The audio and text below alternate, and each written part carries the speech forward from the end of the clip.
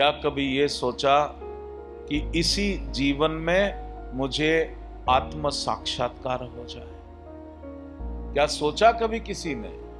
ये जरूर सोचा, सुना होगा कि कई जन्म लगते हैं आत्म साक्षात्कार होने। कई जन्म का क्या मतलब? अगला मनुष्य जीवन पाया और वहां घोर लड़ाई संग्राम हो गया, फिर रह गया। उसके बाद पता नहीं 84 लाख योनि आनी है। क्या ये उद्देश्य बनाया आपने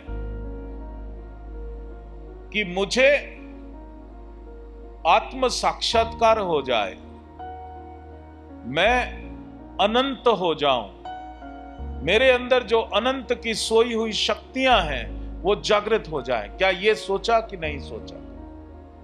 नहीं सोचा तो अब उद्देश्य बनाओ।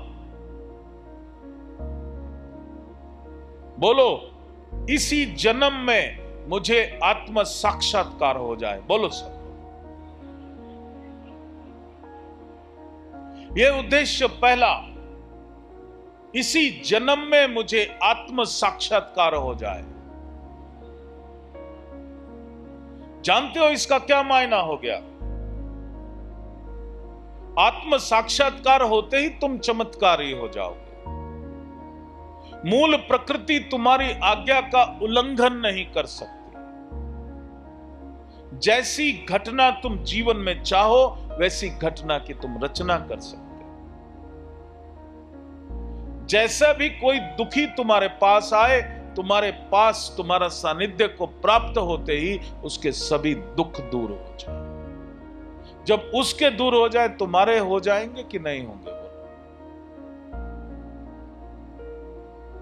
हमारे को सिखाने के लिए, यही ज्ञान देने के लिए भगवान बुद्ध आए, भगवान महावीर आए, भगवान गुरु नानक जी आए, भगवान गोरखनाथ जी आए, भगवान नित्यानंद जी आए। लेकिन जैसे ही वो आए,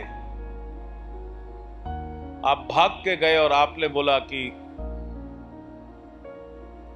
मेरी शादी नहीं हो रही, शादी करा दो। मेरी नौकरी नहीं है, नौकरी लगवा दो। मेरे बच्चे नहीं है, बच्चे हो जाए। मेरा घर नहीं है, घर हो जाए। मेरे पास गाड़ी नहीं है, गाड़ी हो जाए। यही सब तो मांगते हैं कि नहीं मांगते? बोलो। लेकिन इस बार जो शिवानंद तुम्हारे जीवन में आया है, वो तुमको खींच पकड़ के तुम्हारे को पहला जीवन का उद्देश्य, इसी जन्म में मुझे आत्म साक्षात्कार हो जाए।